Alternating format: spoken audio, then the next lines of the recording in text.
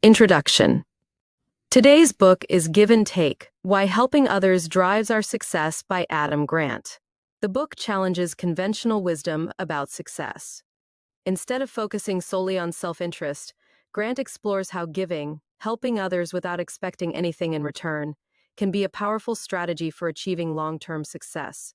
He categorizes people into three groups: givers, takers, and matchers. Using research-backed insights, Grant shows that while givers might sometimes be overlooked in the short term, they often achieve the most lasting success in both their careers and personal lives. The book provides valuable lessons on how generosity leads to stronger relationships, better collaboration, and ultimately, higher levels of achievement. It offers a fresh perspective on success, demonstrating how helping others can also help you excel. In this video, you'll get a detailed summary of the most important ideas from the book. You'll also have the option to read along while listening. Please support us by liking the video and subscribing to the channel. Enjoy the summary. Chapter 1: Good Returns: The Dangers and Rewards of Giving More Than You Get. In Give and Take's first chapter, Good Returns: The Dangers and Rewards of Giving More Than You Get, Adam Grant introduces the story of David Hornick, a venture capitalist who exemplifies the qualities of a giver. The chapter explores the key theme of how different reciprocity styles, givers, takers, and matchers, affect success in various environments, particularly in the workplace. Hornick, unlike most venture capitalists, does not impose strict deadlines or push entrepreneurs into quick decisions. He is generous with his time and expertise, allowing others to explore all options without putting pressure on them to sign deals. However, this generosity initially seems to backfire when a promising entrepreneur, Danny Shader, chooses another investor despite Hornick's impressive track record. Shader feared that Hornick's affable nature might mean he wouldn't challenge him enough in tough situations. The rejection leaves Hornick questioning whether being a nice guy in a competitive field is a smart approach. Despite this setback, Hornick's long-term generosity pays off. Shader later invites Hornick to join the venture, and Hornick's involvement proves valuable to the company's growth. This sets the stage for one of Grant's central arguments. While givers might not always see immediate rewards, their approach often leads to stronger relationships, increased trust, and long-term success. Grant uses Hornick's story to challenge the idea that nice guys finish last. He explains that while givers are often perceived as weak or easily exploited, they can actually achieve the highest levels of success. However, givers also face the risk of burning out or being taken advantage of by more self-serving individuals. The key takeaway here is that giving, when done strategically, can create a ripple effect that not only benefits the giver, but also those around them. Grant contrasts givers with takers and matchers. Takers seek to maximize their own gains, often at the expense of others, while matchers try to maintain a balance of giving and receiving. Takers might achieve short-term success, but they often alienate others and limit their potential for long-term partnerships. In contrast, givers may initially fall behind, especially in environments where immediate results are valued. However, over time, givers tend to rise to the top because they build networks of trust and collaboration. The chapter also discusses how different reciprocity styles manifest in various professions, from sales to engineering. In many fields, givers are often among the least successful at the beginning, but end up dominating the top ranks over time. This is because their consistent generosity fosters a strong support system that eventually leads to greater productivity and innovation. In summary, the chapter illustrates that givers can achieve extraordinary success when they find a balance between helping others and advancing their own interests. The rewards of giving may not always be immediate, but they can lead to deeper relationships, greater trust, and more sustainable success in the long run. Grant sets the stage for the rest of the book by showing that givers are not only capable of succeeding, but can thrive in ways that benefit everyone around them. Chapter 2: The Peacock and the Panda: How Givers, Takers, and Matchers Build Networks. In Chapter 2 of Give and Take, titled The Peacock and the Panda: How Givers, Takers, and Matchers Build Networks, Adam Grant dives into how different types of people, givers, takers, and matchers, build and manage networks, and the long-term consequences of these approaches. The chapter begins with the story of Ken Lay, the former CEO of Enron, who presented himself as a generous person but was in reality a taker in disguise. Lay used his network not to give or contribute but to take for personal gain. Despite his philanthropic gestures, his downfall came when his exploitation of Enron's resources for personal benefit was revealed. This introduces a key point in the chapter. The way people build and use their networks reveals whether they are givers, takers, or matchers.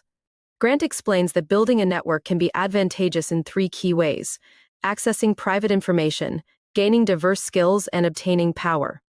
While this is true for all types, the chapter argues that givers, while not necessarily seeking these advantages, often reap the most significant long-term benefits. This happens because givers focus on building meaningful relationships, whereas takers focus primarily on their personal gain, often damaging relationships in the process. Matchers, on the other hand, trade favors with the expectation of getting something in return. One of the main differences between takers and givers in networks is that takers often display flashy behaviors to impress, much like a peacock showing off its feathers.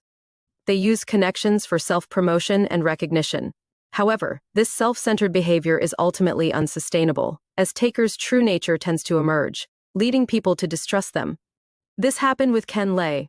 While he initially leveraged his connections, his selfishness and exploitation eventually came to light, causing him to lose favor.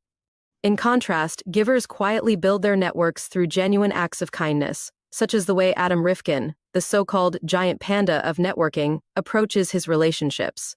Rifkin, a successful software developer, co-founded a startup called Panda Whale. But more importantly, he built an extraordinary network based on small, consistent acts of helping others, which Grant refers to as 5-minute favors. These acts, like making introductions or offering advice, may seem minor but compound over time, creating a vast and loyal network of people willing to support Rifkin when needed. The chapter emphasizes the importance of weak ties, acquaintances who provide access to new information or opportunities. While strong ties, close friends or colleagues provide support, weak ties often introduce new and diverse perspectives, leading to more opportunities.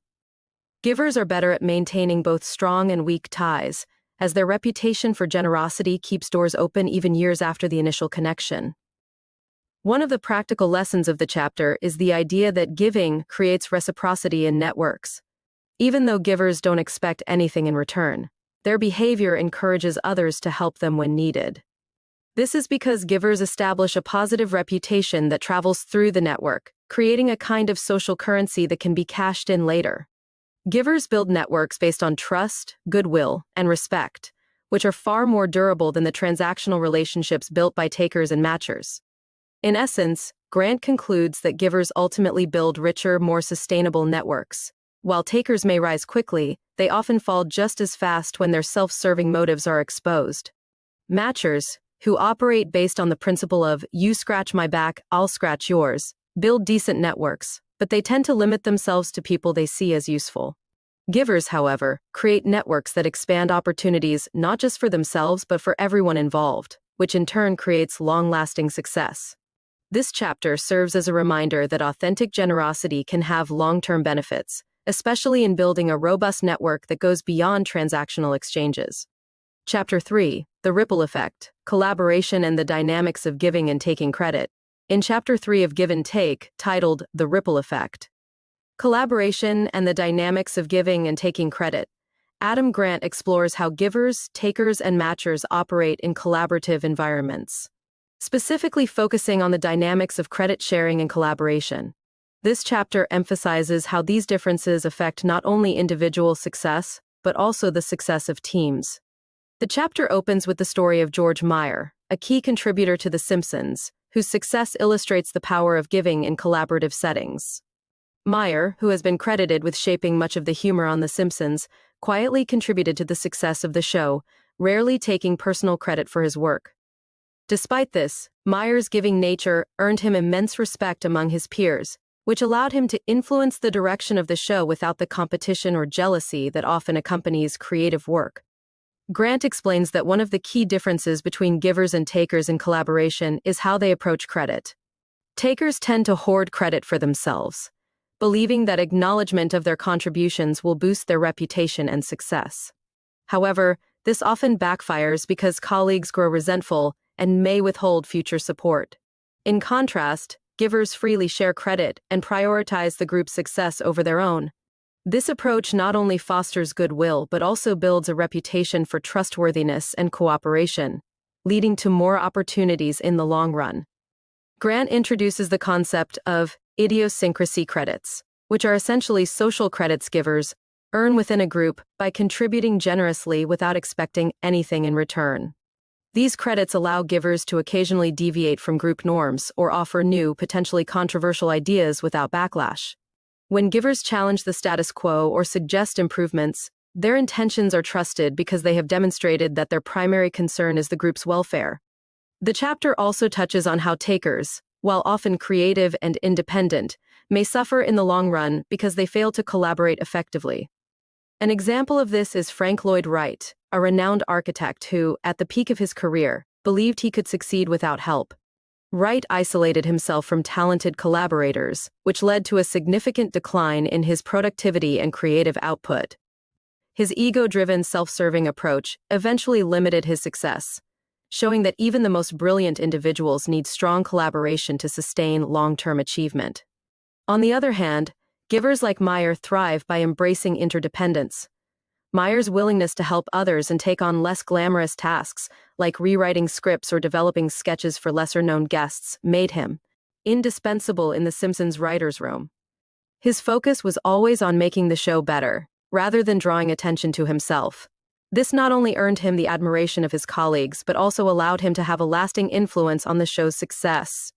Grant also introduces the idea of psychological safety, which givers like Meyer create in group settings. Psychological safety refers to the environment in which people feel comfortable taking risks and sharing ideas without fear of criticism or punishment. By offering support and constructive feedback rather than harsh criticism, givers help to foster a space where creativity and innovation can flourish. This environment, in turn, boosts group performance and leads to collective success. The chapter concludes by discussing how credit sharing can positively impact one's career. Although givers may seem to sacrifice short-term recognition, their generosity pays off in the long run, as colleagues are more likely to advocate for and support them. By being seen as someone who prioritizes the group's success over personal gain, givers build strong, lasting networks that lead to continued opportunities for collaboration and advancement. In summary, this chapter highlights the long-term benefits of giving in collaborative environments. While takers may achieve initial success by claiming credit and promoting their individual accomplishments, givers ultimately achieve more sustainable success by building networks of trust, fostering psychological safety, and sharing credit generously. Chapter 4, Finding the Diamond in the Rough, The Fact and Fiction of Recognizing Potential. Chapter 4 of Give and Take, titled Finding the Diamond in the Rough, The Fact and Fiction of Recognizing Potential, focuses on how givers, takers, and matchers approach the recognition of potential in others, and how their unique perspectives influence long-term success. Adam Grant highlights that givers are often best equipped to identify talent, especially when others fail to see it. The chapter explores how spotting potential is not about simply recognizing talent, but understanding the underlying qualities that lead to future success. The chapter begins with the story of Reggie Love, an athlete turned political aide, who worked closely with President Obama. Love's transition from sports to politics was made possible by his mentor, C.J. Skender, a professor who saw potential in Love that others might have missed. Skender recognized Love's drive and character rather than just his athletic skills. This serves as a key example of how givers are adept at recognizing not just talent, but the motivation and grit required for success. Grant contrasts this with takers and matchers. Takers, who focus on their own gain, often fail to see potential in others because they're too concerned with self-promotion. They tend to mistrust others, assuming people are out for themselves, which leads them to overlook those who might not immediately seem valuable. Matchers, while more balanced, tend to wait for clear signs of promise before offering support. This cautious approach means they often miss opportunities to nurture talent early on. In contrast, givers are more trusting and optimistic, believing in the potential of others from the start. This often leads them to invest time and energy into people who may not show obvious signs of greatness at first. This belief in others helps create self-fulfilling prophecies, where people rise to meet the high expectations set for them. The chapter emphasizes how givers, by recognizing and encouraging the motivation and persistence in others, are more likely to cultivate future stars. Grant also highlights the importance of grit, the perseverance and passion for long-term goals, as a critical factor in success.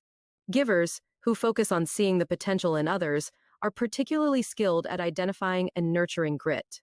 This is where givers find the most meaningful returns on their investment, as they help individuals cultivate the drive necessary to excel, even if those individuals don't initially seem extraordinary.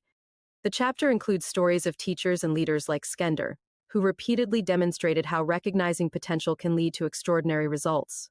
Skender, for instance, believed in his students, even when they doubted themselves. His encouragement and high expectations helped them achieve more than they thought possible. This demonstrates the lasting impact givers can have on others by seeing potential and pushing people to grow. Grant also discusses the risks of overinvesting in people who may not have the necessary talent, but he points out that givers tend to be good at cutting their losses when needed. They focus on the bigger picture and prioritize helping the group, which enables them to recognize when an investment isn't paying off and move on without ego-driven attachments. In conclusion, Chapter 4 reveals that recognizing potential is not just about identifying talent, but about seeing the hidden qualities that drive long-term success. Givers, with their optimism and willingness to invest in others, are best equipped to nurture that potential. By helping people believe in themselves and focusing on motivation and grit, givers can unlock extraordinary achievements in those who might otherwise be overlooked. This not only benefits individuals, but also creates a ripple effect that elevates entire teams and organizations. Chapter 5: The Power of Powerless Communication: How to Be Modest and Influence People. Chapter 5 of Give and Take, titled The Power of Powerless Communication: How to Be Modest and Influence People, explores how givers can wield influence through a style of communication that differs significantly from the assertive, dominant approach often favored by takers. Adam Grant illustrates how powerless communication, where speakers express vulnerability, ask questions, and seek advice, can be surprisingly effective in gaining influence and respect. The chapter begins with the story of Dave Walton, a lawyer who stutters. Despite his speech impediment, Walton wins over a jury and secures a $7 million verdict for his client in a major case. Walton's stutter, which might have seemed like a disadvantage, actually helped him connect with the jurors on a deeper level. They admired his courage and authenticity, leading to a powerful connection. This story introduces the concept that vulnerability, often seen as a weakness, can actually be a strength in communication. Grant outlines two paths to influence: dominance and prestige. Takers generally pursue dominance, seeking to assert authority and control by speaking powerfully and projecting confidence. They use tactics like raising their voice, taking up physical space, and aggressively pushing their ideas. While dominance may work in the short term, Grant argues that it is not a sustainable path to influence. Dominance creates resistance, as people don't like being told what to do, and it can backfire when the audience feels pressured or skeptical. On the other hand, givers tend to use powerless communication to build prestige. Instead of trying to dominate, they focus on earning respect through humility, asking questions, and admitting their limitations. This approach fosters trust and rapport because it signals that the speaker values the opinions and expertise of others. Powerless communication, rather than diminishing influence, often enhances it by allowing people to feel heard and involved in the conversation. Grant emphasizes that prestige is a long-lasting form of influence because it creates an atmosphere of mutual respect. The chapter highlights several strategies for powerless communication that givers naturally use to build prestige. 1. Expressing vulnerability. By acknowledging their weaknesses or limitations, givers make themselves relatable and human. Walton's stutter, for instance, made him seem more authentic, which softened his otherwise dominant appearance as a lawyer. This aligns with the pratfall effect. When someone who is highly competent admits to a small mistake, they become more likable. 2. Asking questions. Givers excel at asking thoughtful questions, which not only helps them learn but also gives the other person a chance to express their thoughts. In a sales context, Grant shares the story of Kildare Escoto, a top optician who outsold his peers by asking his customers questions about their needs and preferences. This questioning style allowed him to tailor his approach and build trust, ultimately making more sales without relying on hard sell tactics. 3. Seeking advice. Grant introduces research showing that seeking advice is one of the most effective ways to influence others. By asking for advice, givers signal that they value the perspective of the other person, which encourages collaboration and cooperation. The act of giving advice also creates a bond, as the person offering advice becomes more invested in the outcome. This tactic is especially effective in negotiations, where givers use it to find common ground and build rapport with the other party. Grant also points out that powerless communication works best when it is paired with competence. If a person is seen as incompetent, vulnerability and hesitations may harm their credibility. But when someone has already established a certain level of expertise, showing vulnerability can make them appear more genuine and approachable. This dynamic is key to understanding why givers can use powerless communication to influence people more effectively than takers, who often rely solely on projecting confidence and dominance. The chapter concludes with a reflection on how givers use powerless communication to create an environment of trust and collaboration. By making themselves vulnerable and deferring to others' perspectives, they build stronger relationships that lead to long-term success. This approach works particularly well in teams, where givers encourage proactive contributions from others, and in leadership roles, where openness and humility inspire greater loyalty and respect. In summary, powerless communication is a powerful tool for givers. By expressing vulnerability, asking questions, and seeking advice, givers can influence others in ways that are both effective and sustainable. While dominance may seem like the obvious path to success, Grant shows that modesty and humility can be even more influential in building meaningful, long-lasting connections. Chapter 6. The Art of Motivation Maintenance. Why Some Givers Burn Out But Others Are on Fire. Chapter 6 of Give and Take, titled The Art of Motivation Maintenance. Why Some Givers Burn Out But Others Are on Fire, focuses on understanding why some givers thrive while others struggle with burnout. Adam Grant explores how givers can sustain their motivation and energy, ensuring that their generosity leads to success rather than exhaustion. The chapter begins by addressing the paradox of giving. Givers are more likely to achieve success, but they are also at a higher risk of burnout. Grant distinguishes between two types of givers: selfless givers and otherish givers. Selfless givers put others' needs above their own to the point of personal detriment, often leading to burnout. In contrast, otherish givers balance helping others with maintaining their own well-being, which makes them more resilient and successful in the long run. Grant highlights that selfless giving can result in pathological altruism, an unhealthy focus on others that leads to burnout. Selfless givers often prioritize others to such an extreme that they neglect their own needs, leading to emotional and physical exhaustion. For example, some college students who engaged in excessive selfless giving ended up with lower grades because they sacrificed their own academic performance to help others. The key lesson is that without protecting their own interests, givers can drain their energy and lose the ability to contribute effectively. On the other hand, otherish givers adopt a more sustainable approach. They still give generously, but they are mindful of their own needs and goals. Otherish givers recognize that in order to help others effectively, they must also preserve their own energy and motivation. This balance between self-interest and other interest enables them to give more over time without burning out. A significant finding in the chapter comes from a study of caring Canadian award winners, people recognized for their long-term dedication to helping others. Surprisingly, these givers were not only highly focused on helping others, but also scored high on self-interest. They had ambitious personal goals alongside their desire to contribute to society. This dual motivation, balancing helping others with achieving personal success, explains why these givers were able to sustain their efforts for decades without burning out. Grant introduces the concept of impact as a key factor in preventing burnout. Givers are more likely to thrive when they can see the tangible impact of their efforts. When givers feel that their actions are making a difference, it reinforces their motivation and energizes them. For example, in one study, university fundraisers who met a scholarship recipient they had helped were significantly more productive and engaged.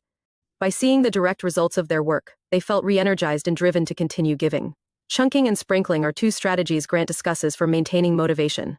Chunking refers to concentrating giving efforts into specific, focused blocks of time, which allows givers to experience the impact of their actions more vividly. This approach is more effective than sprinkling, or spreading out small acts of giving over time. Chunking helps givers feel a stronger connection to their contributions, leading to greater satisfaction and less risk of burnout. Grant also highlights the importance of receiving support as a way to avoid burnout. Many selfless givers struggle to ask for help because they feel uncomfortable being in a receiving role. However, successful otherish givers are not afraid to seek support when needed, understanding that maintaining a support network is crucial to their ability to continue giving. By building relationships where they can both give and receive, otherish givers create a more sustainable environment for themselves.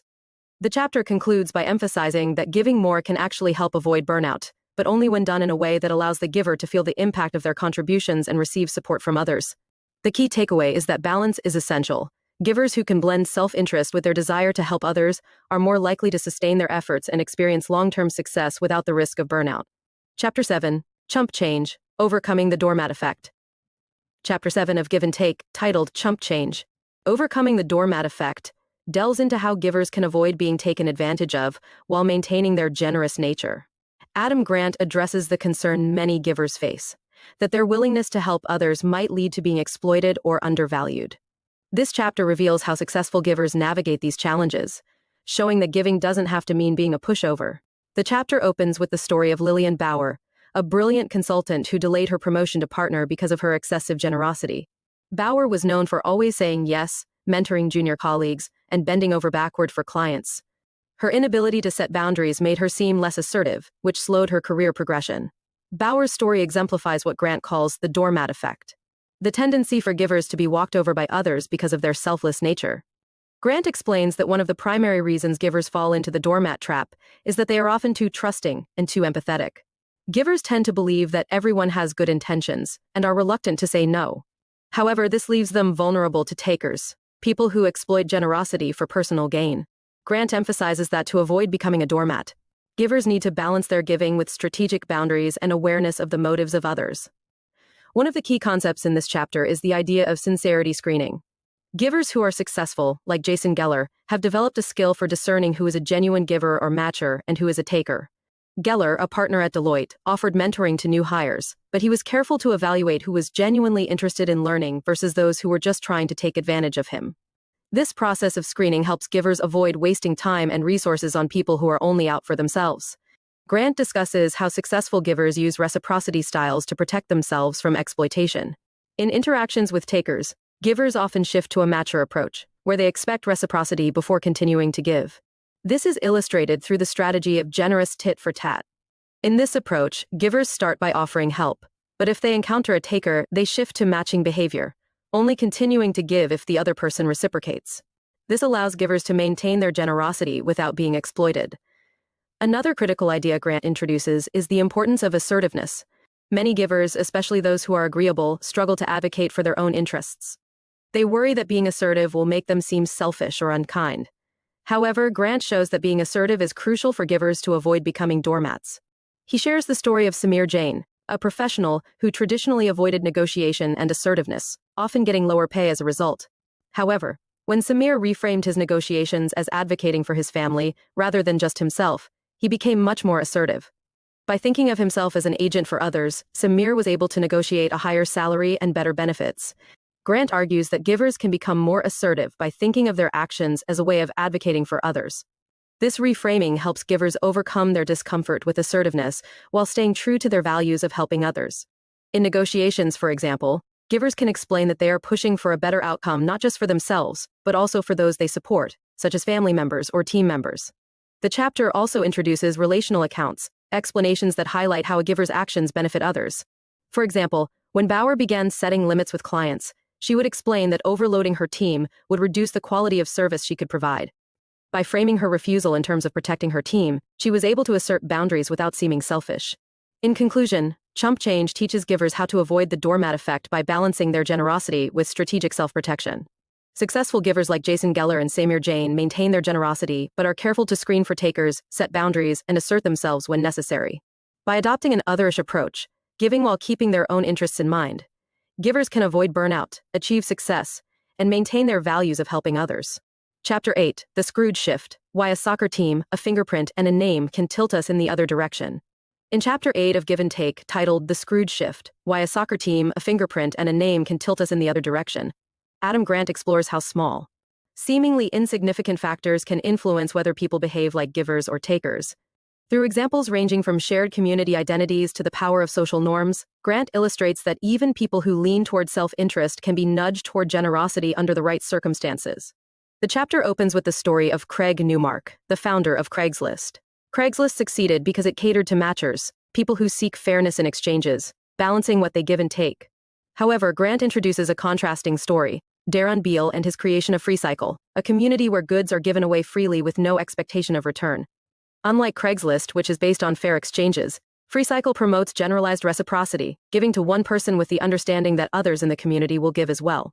Grant uses these two examples to set up the idea that people's behavior can shift depending on the system they're in. One of the key takeaways of this chapter is that people's reciprocity styles, whether they're givers, takers, or matchers, aren't fixed.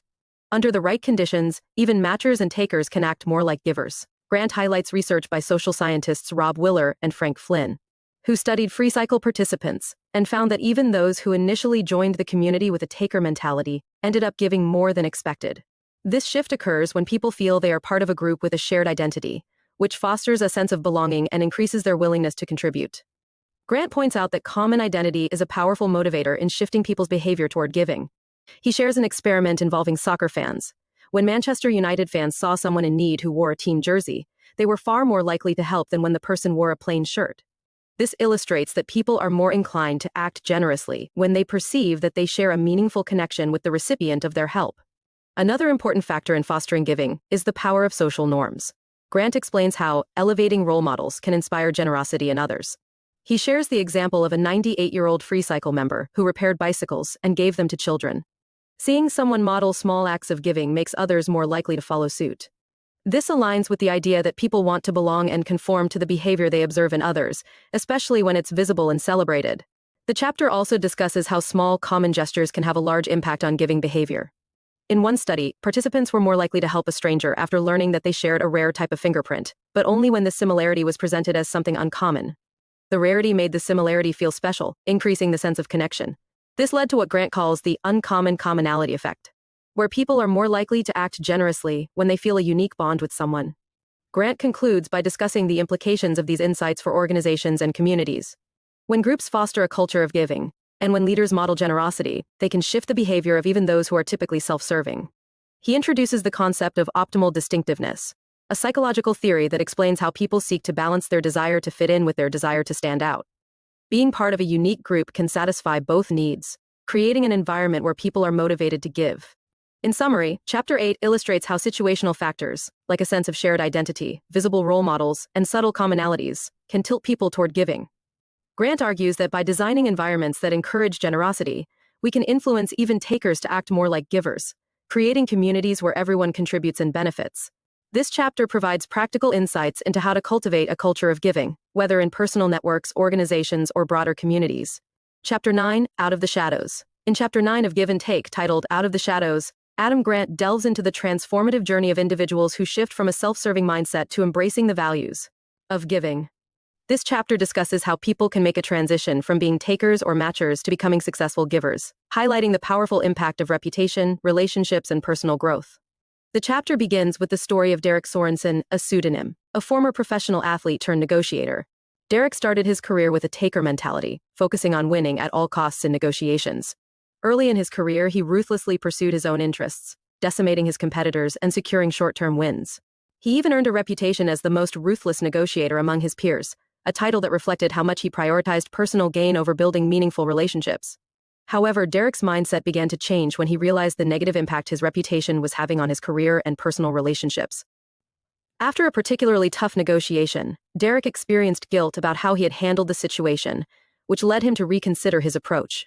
He decided to rip up the initial contract and offer more favorable terms to the other party. This shift not only improved his relationship with the agent he was negotiating with, but also benefited him in the long run. The agent came back to Derek for future deals, ultimately helping Derek's organization thrive. This transformation marked Derek's move toward others giving, balancing his own interests with the interests of others. Derek's story illustrates a key lesson of the chapter.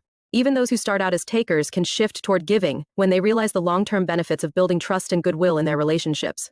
Grant points out that it's not uncommon for people who have been successful takers to eventually recognize the value of giving as they mature and understand the power of reputation.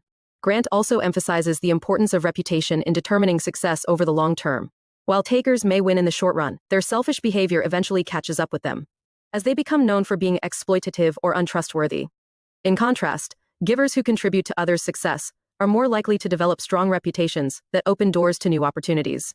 This shift from a focus on individual gain to collective benefit allows givers to rise to the top, often without cutting others down along the way. Another key theme of the chapter is the importance of authenticity in giving. Grant highlights that giving should come from genuine care and a desire to help, rather than from manipulative intentions. While some people may give strategically to gain favors or improve their reputation, Grant argues that true success comes when giving is part of an individual's core values and identity. He mentions how people's motivations leak through in their behavior, and others can quickly detect whether someone is giving for genuine reasons or for selfish purposes. The chapter also explores the concept of coming out of the shadows, where individuals who once hid their giving nature for fear of being perceived as weak or soft in competitive environments begin to embrace their generosity publicly. Grant shares the story of Sherry-Ann Pless, a financial services executive who initially kept her compassion and kindness hidden in the workplace. However, as she observed more givers rising to the top in her organization, she became more open about her giving nature, which led to greater personal and professional fulfillment. Grant concludes the chapter by encouraging individuals to embrace giving in all areas of life, including their professional environments. He asserts that givers can succeed in highly competitive industries by finding ways to expand the pie for everyone, rather than engaging in zero-sum games. The chapter reinforces that the most successful givers build relationships based on trust, reciprocity, and goodwill, which ultimately benefits not only themselves but also those around them. In summary, Chapter 9 illustrates how individuals can move from a taker mentality to a giving approach, emphasizing the long-term rewards of building a reputation for generosity. By focusing on authentic giving and nurturing relationships, people can achieve success while contributing to the success of others. The chapter highlights the power of reputation, the importance of balancing self-interest with helping others, and the fulfillment that comes from embracing a giving identity.